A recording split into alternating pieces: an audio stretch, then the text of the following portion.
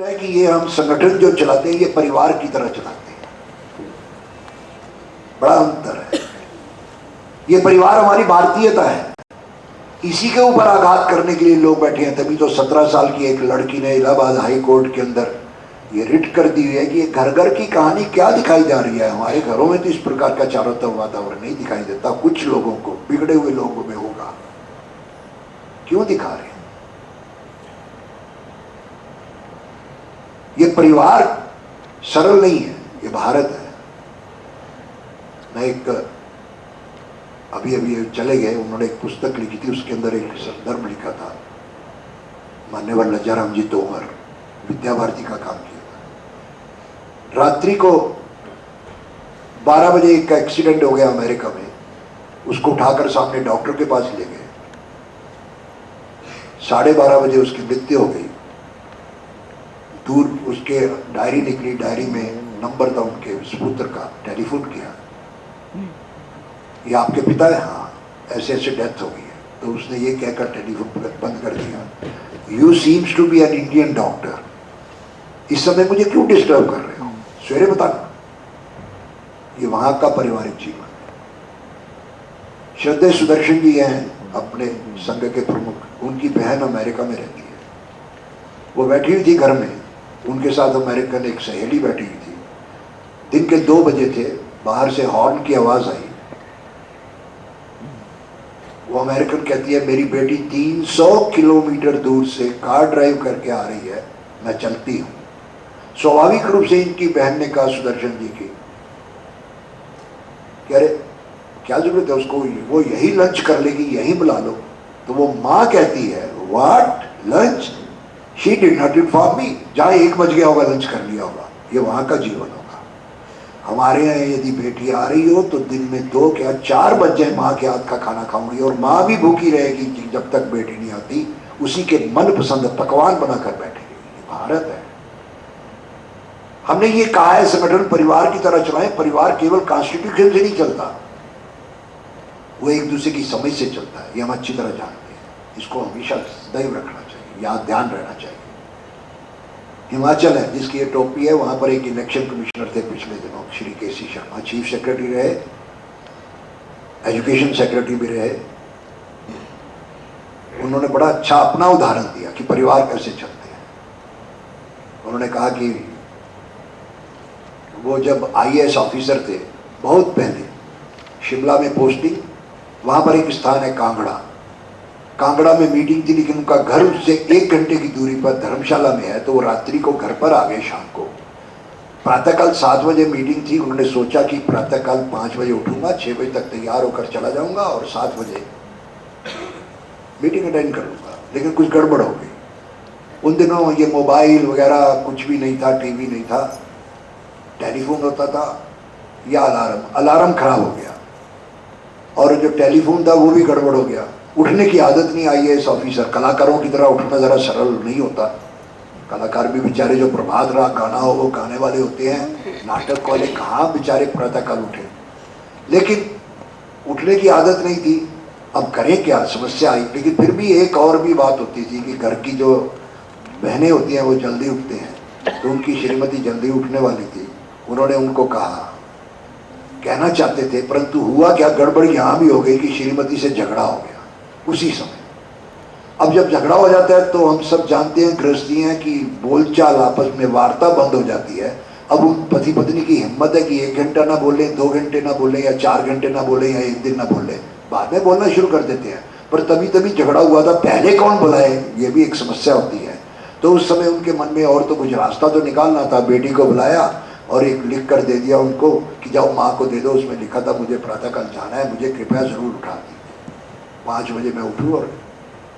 और अपना शांत होकर सो गए। प्रातःकाल उठे तो 7 बज गए थे। अब बड़ा गुस्सा तो आया, लेकिन IAS ऑफिसर सभ्य भाषा में बात करेंगे, तो भी बेटी को कहा, बात तो करनी थी, बुलाओ माँ को। माँ आ गई सामने, पूछा, हमने आपको कहा था, आपने उठाया क्यों नहीं? उन्होंने भी इशारा किया, तकिए के नीचे देखो, चिट रखी हुई है ना। अब वो ठीक है, उन्होंने चिट भेजी, उन्होंने भी चिट भेज दी कि 5 बज गए हैं, कृपया उठ जाइए। घर ऐसे नहीं चलता। घर चलता है एक दूसरे को जानने से, समझने से। ऐसे क्या हम अपना संगठन समझकर एक दूसरे को चला रहे हैं क्या?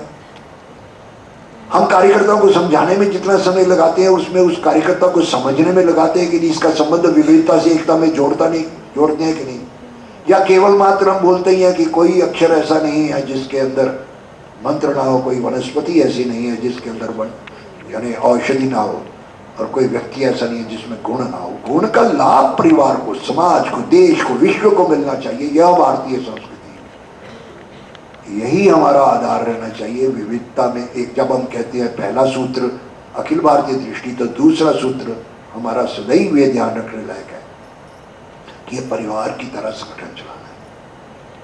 परिवार में भी दोष होते हैं लेकिन उसको दूर करने के अपने ढंग हैं। हिंदू समाज में भी, इस भारतीय समाज में भी दोष हैं, परंतु उन दोषों को दूर करने का एक वो ढंग है जो राजनीतिक लोगों के हाथों में होता होगा कि उनको एक्सप्लॉइट करना।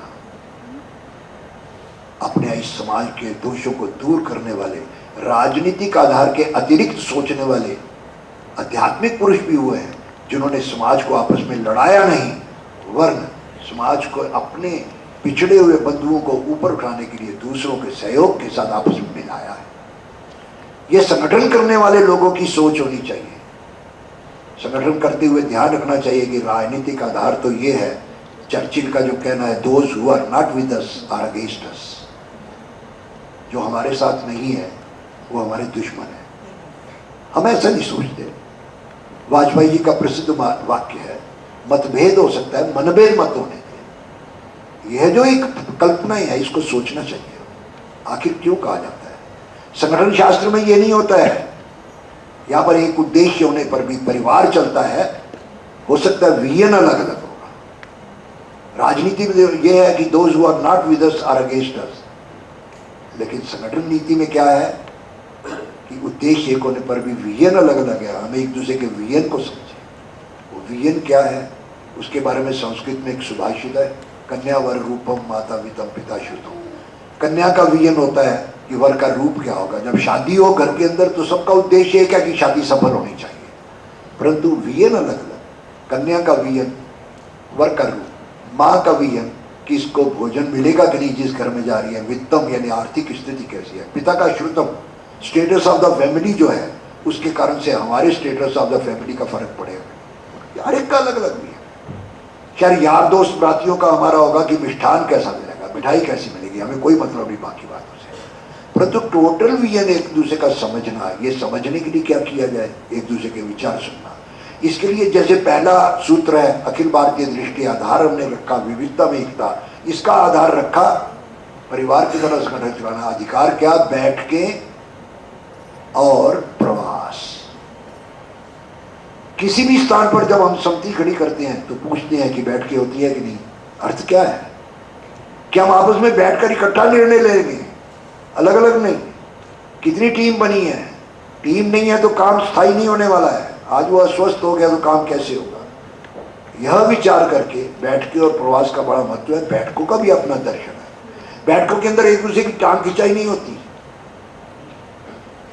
बैठकों के अंदर कहाँ हैं, कहाँ थे, कहाँ जाना है, करना क्या है, टारगेट पॉइंट्स तय होते हैं। इसलिए बैठकों को सफल बनाने के लिए पहले 2-4 लोग बैठते हैं, इसमें से निकालना क्या एजेंडा होगा, और बैठकों के पश्चात फॉलोअप क्या करना, उसमें से आखिर में बाद में क्या करना। 3-3 महीने के टारगेट पॉइंट्स तय करने, कुछ कुछ दूरी के, बाइफोकलर लेंस जैसे होता है। दूर की दृष्टि ठीक है, हमारी वही है कि इस राष्ट्र को ऊपर उठाना है, उसके माध्यम से विश्व में शांति लाएंगे। दृष्टि वही है, लेकिन वो लंबी है, दूर की है। निकट की भी दृष्टि के अनुसार 3-3 महीने के, 4-4 महीने के टारगेट पॉइंट्स तय करने और उसके अनुसार अगली बैठक तक के निशाने तय करने। यह हमारा दूसरा है। और दूसरा इसके साथ कहा बैठ के प्रवास। राम जी के बारे में कहा गया ना, राम जी बन गए और बन गए। यदि वन में ना जाते तो नहीं बनते। पांडव यदि वन में ना जाते तो कभी भी वो इतनी शक्ति इकट्ठी नहीं कर सकते थे। इसलिए प्रवास करने का तात्पर्य घर छोड़कर कहीं चले जाना नहीं, लेकिन जो क्षेत्र है वहां के कार्यकर्ताओं के समझने के लिए परिवार आवश्यक है, तभी परिवार की तरह संगठन चला। अरे जिस कार्यकर्ता को हम सोच रहे हैं कि वो मीटिंग में नहीं क्यों नहीं आया, उसकी माँ हो सकता है बीमार हो, हमें वहां जाना चाहिए। उसके मन में क्या चल रहा है, इस प्रकार का विचार करते हुए परिवार की तरह संगठन चलाने वाले हम कार्यकर्ताओं की ये सब टोली बैठी है। तीसरा सूत्र है आत्मनिर्भर, सत्ता पर नहीं समाज पर निर्भर। सत्ता का पैसा गलत नहीं, राष्ट्रीय कामों में खर्च हो ये भी नहीं हम चाहेंगे, वो राष्ट्रीय काम में आए, परंतु संगठन चलाने के लिए हम समाज के द्वारा चलाएंगे। समाज हमें खूब भरपूर सहायता करता है। क्यों? क्योंकि ये पगलों की टोली है जो अपना समय, अपना धन सब कुछ खर्च करने वाले लोगों की है।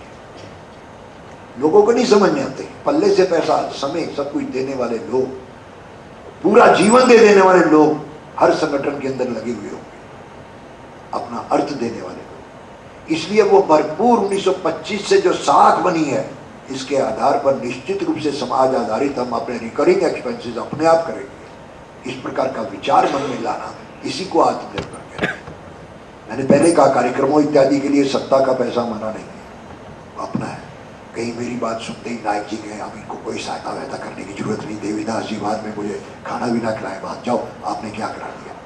पैसा राष्ट्रीय काम में आता है, वो देखते भी हैं वो लोग, वो उनका काम है। परंतु हमने संगठन चलाने के लिए आत्मनिर्भर कैसे बने इसका विचार करते रहना चाहिए और प्रयत्न करें। इसका तीसरे सूत्र का आधार है चौथा सूत्र। क्यों हमें समाज देता है? क्योंकि हमारी 1925 से कोई गुडविल बनी है। सब ये साख के ऊपर निर्भर करता है। साख कैसे बनती है? इसलिए लोग कई बार कष्ट में कहते हैं कि पैसा कैसा इकट्ठा किया है, क्योंकि कार्यक्रमों में बहुत पैसा इकट्ठा होता है। तो मैं कहा करता हूं कि money spending is no problem for me, money collection is no problem, money spending is problem. जिस प्रकार से हम खर्च करते हैं इस पर निर्भर करता है हमारी साख का बनना, और समाज उस कारण से देता है। इसका विचार करते हुए जो भी मानक है उस मानक के अनुसार अपने अकाउंट्स वगैरह रखना, सब कुछ करना, ये हमारा एक विषय है। ये हमारा चौथा। और पांचवा, निराश नहीं होना। निराश क्यों होना? जीरो से काम शुरू किया था ना, कितना हो गया? अरे 2 संगठनों का उदाहरण देखिए ना, क्यों निराश हो रहे हैं? 1925 में एक संगठन शुरू हुआ एक गली के अंदर, एक गली में। संगठन को शुरू करने वाले कौन? डॉक्टर हेडगेवार, जिनको कोई जानता नहीं। विदर्भ से बाहर कोई नहीं जानता था, विदर्भ में ही जानते थे। गली में लॉन्च हुआ।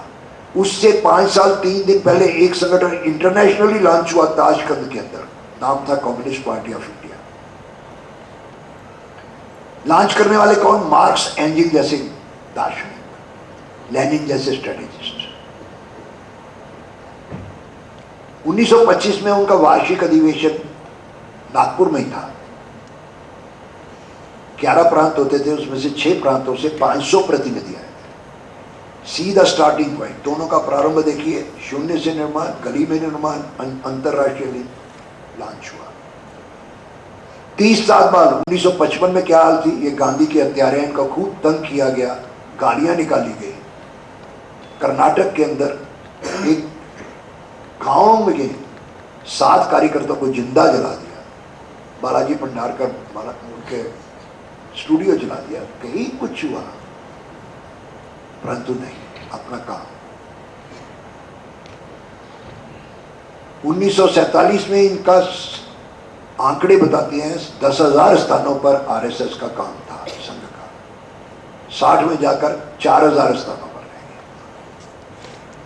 55 में ये स्थिति, गांधी के हत्यारे, यही झूठ अनर्गल प्रचार। और जो इंटरनेशनली लॉन्च हुई थी उनका क्या था? सारी योजनाएं उनके अनुसार। नेहरू के बाद कौन? तो communist. Future capital of the world INR, जो इंडियन न्यूज रील दिखाई जाती है सिनेमा से पहले, मास्को आते ही ये कहा जाता। रूस का, रशिया का साहित्य बेचने वालों को मास्को की सैर कराया जा करती थी, जो साम्यवादी साहित्य बेचते थे। 1930 साल बाद 55 में आज क्या स्थिति है? जो इंटरनेशनल लॉन्च हुआ था वो भारत की 2 गलियों में अटक रहा है, स्वतः में नहीं है। वहां भी साम्यवाद है, ये नहीं हम मानते। जिन्होंने पूजा के दिनों में गए हो वहां पर, कलकत्ते के अंदर, बंगाल के अंदर, वहां पर पूजा के दिन देखे हो तो उनको पता चल जाएगा।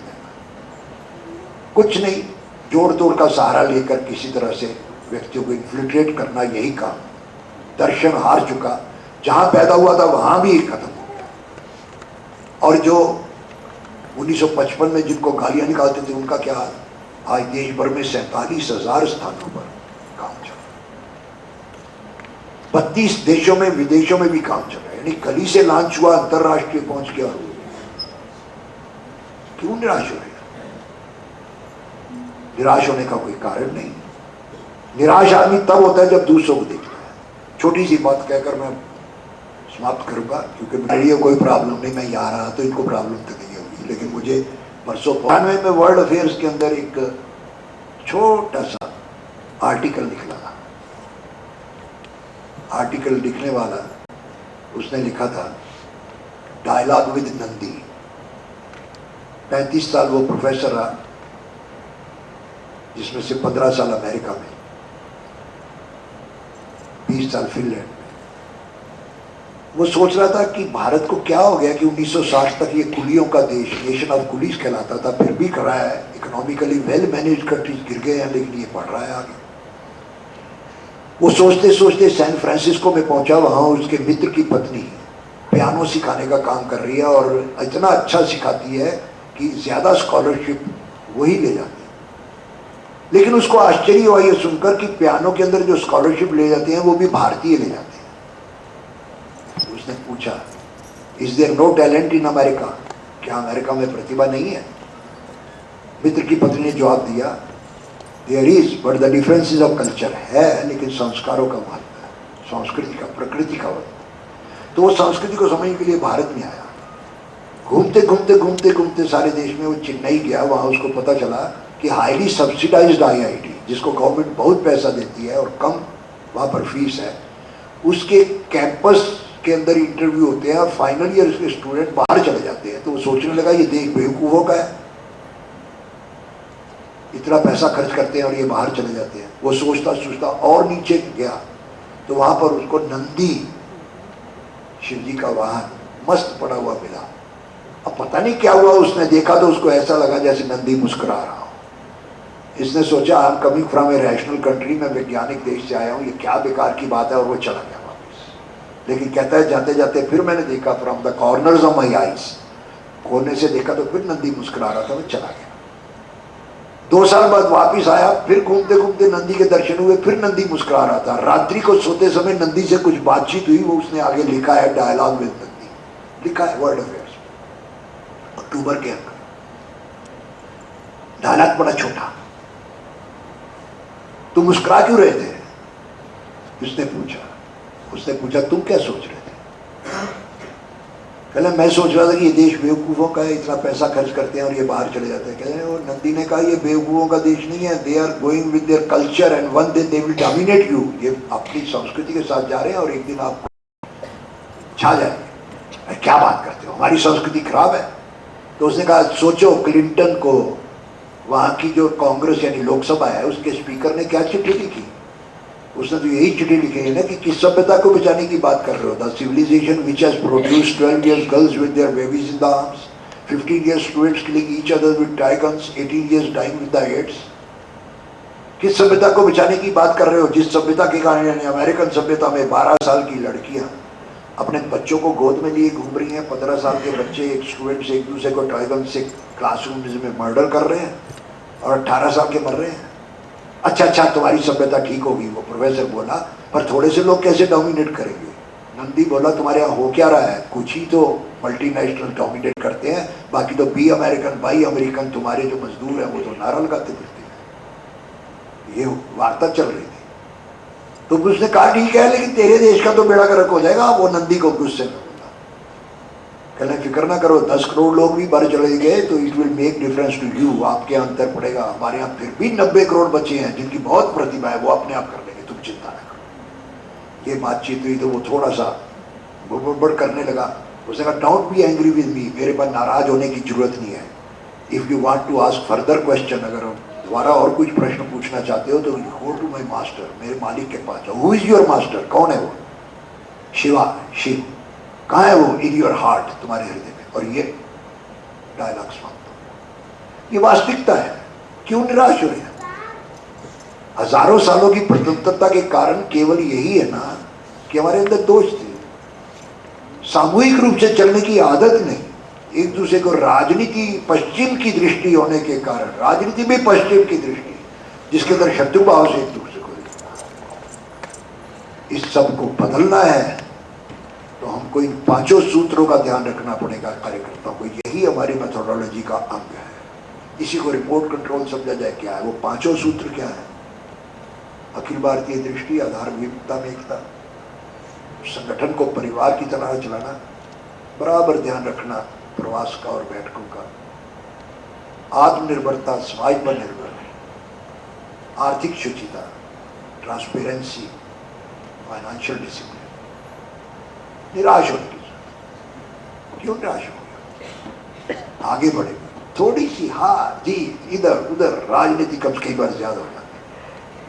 कभी हमने सोचा था मजदूर संगठन कभी उस प्रकार का काम जिस प्रकार के अपने सिद्धांत हैं ऐसा भी हो सकता है, जो हमेशा लाल झंडा ही लहराता था, पर एक पर पहुंच गया। केवल अंतर इतना है, हमने भारतीय का आधार लिया है, दायित्व का आधार लिया है।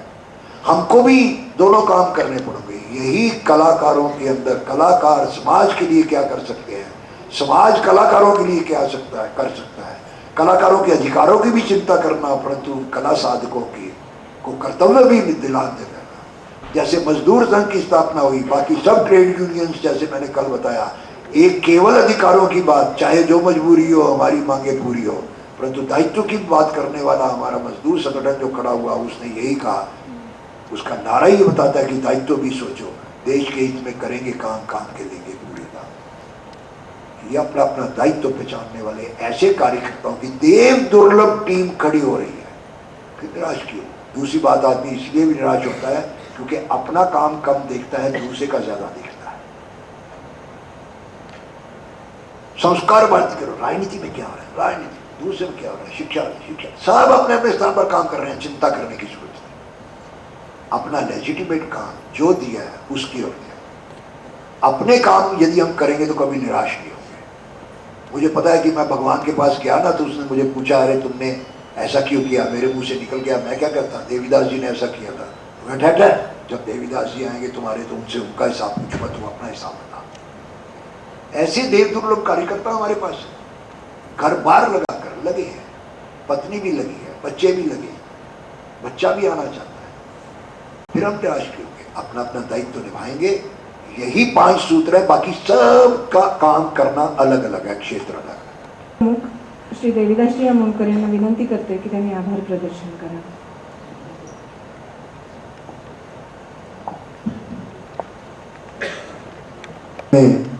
एक छोटा सा पुनीत कार्य, मुझे हमारे साथ एक बंधु आए हैं, वो 10 वर्ष असम में प्रचारक रहे। दोनों घुटनों का उनका वो भाई, ये जो कहते हैं रिप्लेसमेंट, बदले जा चुके हैं, 80 साल के हैं, शादी भी कराई। वो आए थे, श्रीमान ओम प्रकाश जी थे, उन्होंने इतना अच्छा कार्यक्रम देखा, रिटायर्ड टीचर है, तो उन्होंने कहा भाई मेरी ओर से, उनकी ओर से एक 2500 का माननीय देवीदास जी को, यानी देवीदास जी तो क्या है, संस्कार भारती गोवा, देवीदास जी तो अपने पास से ही लगा, उनको एक चेक दे दे, ये मैं उनकी ओर से। फिर वो जाकर उन्होंने अभी मेरे साथ ही वापिस आना, तो बैठ गए, उनको परिवारों में भी इतना स्नेह मिला, वो इसके नाते से आप ही की चीज आप।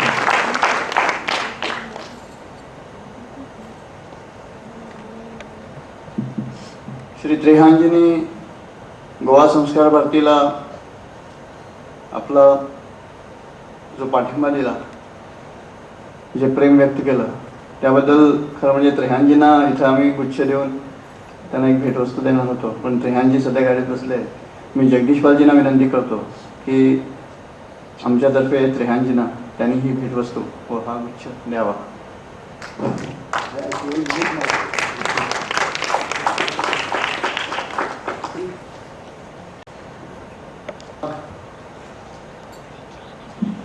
कला साधक संगम खरं म्हणजे संस्कार भारतीच्या एकंदरीत कार्यक्षेत्रामध्ये हा ऐतिहासिक असा कला साधक संगम आहे।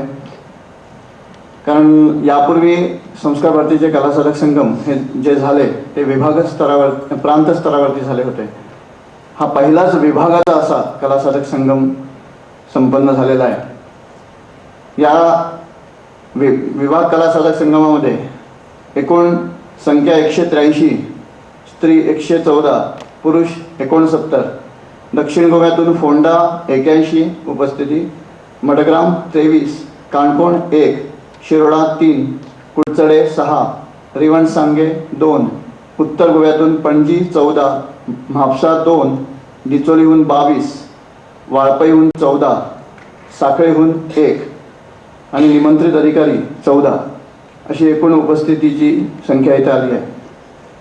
खरं म्हणजे ही संख्या बघितल्यावर लौकिकदृष्ट्या हा कलासाधक संगम यशस्वी झाला आहे का असा सर्वसाधारणपणे प्रश्न पडू शकतो, परंतु आनंद होत आहे की आमच्या मते हा कलासाधक संगम यशस्वी झाला आहे असं मनापासून आम्हाला वाटतं।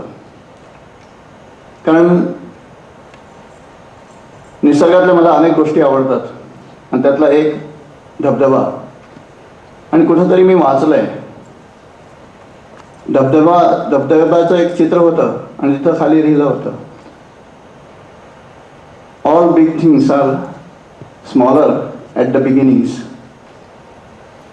गोव्यातील सांस्कृतिक क्षेत्राला दिशा देणारे असे सगळे देवदुर्लभ कार्यकर्ते हे इथं उपस्थित झाले आणि त्यामुळे हा कलासाधक संगम यशस्वी झाला आहे असं मला मनापासून वाटतं। हा आभार प्रदर्शनाचा कार्यक्रम होण्यापूर्वी या कलासाधक संगम जो झाला तो यशस्वी होण्यासाठी इथं मंचावर बसलेले मान्यवर सगळे अधिकारी यांचे आशीर्वाद होते, अनेक आश्रयदात्यांचे आशीर्वाद होते आणि माझ्या सगळ्या सहकाऱ्यांचे, सर्व कलासाधकांचं सहकार्य होतं, म्हणूनच हा कलासाधक संगम यशस्वी झाला असं मी मानतो। आभार प्रदर्शनाचा सोपस्कार पूर्ण करण्यापूर्वी मी विनंती करेन सगळ्या व्यवस्था प्रमुखांना, ज्यांनी हा कलासाधक संगम यशस्वी करण्यासाठी खूप मेहनत घेतली, ज्यांच्या जीवावर मी गोवा विभाग प्रमुख म्हणून मिरवतो, त्या माझ्या सगळ्या सहकाऱ्यांना, समिती प्रमुख जे आहेत आणि व्यवस्था प्रमुख जे आहेत, त्यांनी ज्यांचे आशीर्वाद आम्हाला लाभले आणि ज्यांचं सहकार्य या कलासाधक संगमासाठी मिळालं, त्यांचं मिलन घडवून आणण्यासाठी म्हणून एक इथं चित्रीकरण जे चाललंय त्याच्यामध्ये या सगळ्यांचं चित्रीकरण व्हावं यासाठी सगळ्यांना मंचावर यायला मी विनंती करतो। सगळे कार्यकर्ते मंचावर येईपर्यंत या कलासाधक संगमासाठी उद्घाटक म्हणून लावलेले अखिल भारतीय कार्याध्यक्ष माननीय राजदत्तजी, 26 तारखेपासून आमच्यामध्ये असलेले माननीय Jagdish Palji, Prabhakar Phanshikarji, Ravindra Bedekarji, Rajan Joshiji, Ravi Dev, doctor Deglurkar, doctor Sureshrao Kajrekar. Doctor Kajrekar हे 27 तारखेपासून या कलासाधक संगमासाठी आमच्यामध्ये उपस्थित आहेत, आम्हाला मार्गदर्शन करत आहेत। सुरेश गायधनीजी, श्रीकांत सरडेजी, मुकुंद कुलकर्णीजी, भैया देशपांडे, इतर विभागांचे प्रमुख माझे मित्र धनंजय खाडीलकर, आमच्या चित्रकला प्रदर्शनीचे उद्घाटक दत्ता नावेलकर, आमचे माननीय संरक्षक रत्नाकर डेरे, या सर्वांचे गोवा संस्कार भारतीतर्फे मी इथं ऋण व्यक्त करतो। या कलासाधक संगमासाठी कलाकार म्हणून इथं वेगवेगळ्या कार्यक्रमात सहभागी होऊन आम्हाला सहकार्य केले त्या शिवानी मारुलकर, नितीन कोलवेकर, दीपक आमोणकर, आमच्या एका कार्यक्रमासाठी स्लाइड शोच्या कार्यक्रमासाठी प्रोजेक्टर आणि स्क्रीन उपलब्ध करून दिल्याबद्दल किरण नाईक, या कार्यक्रमाच्या यशस्वीतेसाठी ज्या काही परवानग्या लागतात त्या देऊन आम्हाला उपकृत केल्याबद्दल सरकारी यंत्रणा, आज कलाविष्कार सादर केलेले सदानंद आमोणकर, प्रेमानंद आमोणकर, दीपक ओक आणि त्यांचे सहकारी कलाकार श्री ओमप्रकाश त्रेहानजी, आता यानंतर होणारा बाबा मोरी यांचा कार्यक्रम 2:40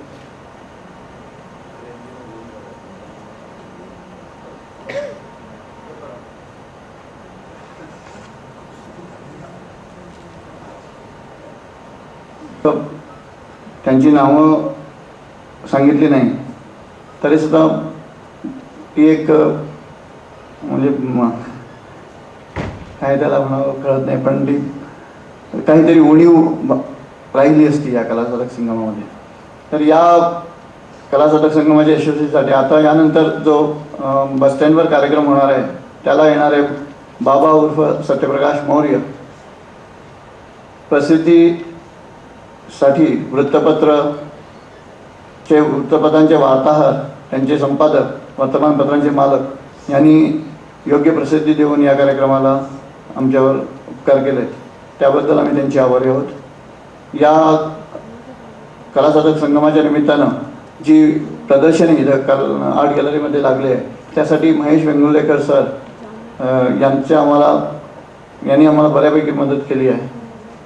या चित्रकला प्रदर्शनीमध्ये अनेक कलाकार आपली चित्र आपल्या कलाकृती देऊन त्यांनी आम्हाला सहकार्य केलं.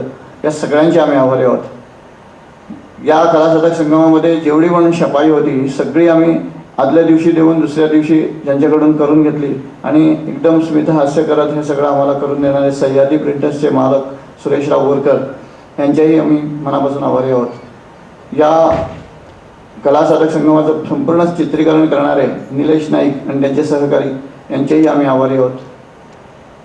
या कलासाधक संगमाच्या निमित्तानं आमचे जे अधिकारी आले होते त्यांच्या निवासाची सोय करण्यासाठी संस्कार भारतीला जी घरं मिळाली त्या सगळ्यांचे आम्ही आभारी आहोत. त्यामध्ये राजा खेडेकर, गुरु चाफाडकर, कुमार जांभळे, मनोहर कोरडे, नाथ किरण देसाई, संजीव देसाई, सौ वृंदा प्रभू, सौ अनुराधा कुलकर्णी, डॉक्टर वैद्य दीक्षित या सगळ्यांचे आम्ही मनापासून आभारी आहोत. प्रसिद्धीसाठी आम्हाला मदत करणारे दिगंबर नाटेकर, कार्यक्रमासाठी इतर साहित्य उपलब्ध करून देणारे असंख्य दाते, कार्यालय या संस्कार भारतीच्या कलासाधक संगमासाठी जे कार्यालय सुरू केलं गेलं त्याचे मालक दादा पिचे आणि उपेंद्र गावणेकर, राजीव कला मंदिर आम्हाला कन्सेशनल रेटमध्ये उपलब्ध करून दिल्याबद्दल आणि इथं योग्य सहकार्य दिल्याबद्दल या राजीव कला मंदिरचे कर्मचारी, व्यवस्थापन वर्ग आणि अध्यक्ष यांचे आम्ही मनापासून आभारी आहोत. भोजन व्यवस्था आतापर्यंत सगळ्यांना तृप्त करणारे असे श्री सुभाष कुर्टीकर, साई केटरर्सचे मालक यांचेही आम्ही आभारी आहोत. महालक्ष्मी बांदिवडे देवस्थान समितीने निवासासाठी 2 हॉल आणि इतर खोल्या हे आम्हाला उपलब्ध करून दिल्याबद्दल आम्ही त्यांचेही आभारी आहोत. प्रतिनिधींना ने आण करण्यासाठी बसचे जे मालक आहेत त्यांनी या बसेस आम्हाला उपलब्ध करून दिल्याबद्दल त्यांचेही आम्ही आभारी आहोत. शोभायात्रेसाठी विविध वाहनं जी आम्हाला मिळाली आणि शोभायात्रेचा जो कळसबिंदू होता, जे पालखी नृत्य हे आमच्या कुडाळच्या कलाकारांनी इथं येऊन त्यांनी सादर केलं, त्याबद्दल आम्ही त्यांचे आभारी आहोत. या कलासाधक संगमाला एकंदरीत शोभा आणणारा असा हा सुंदर बॅकड्रॉप तयार करून दिलेले शशिकांत नागेशकर यांचेही आम्ही मनापासून आभारी आहोत. या सगळ्या कलासाधक संगमासाठी आम्हाला विशेष मदत करणारे राष्ट्रीय स्वयंसेवक संघाचे सगळे कार्यकर्ते, विशेषतः शिरीष आमशेकर, सुदेश पैदलकर आणि इतर सगळे त्यांचे सहकारी यांचे आम्ही आभारी आहोत. या कलासाधक संगमाच्या यशस्वीतेमागे ज्या माझ्या सहकाऱ्यांनी तनमन धनपूर्वक अशी मला मदत केली त्या सगळ्यांचा मी ऋणी आहे.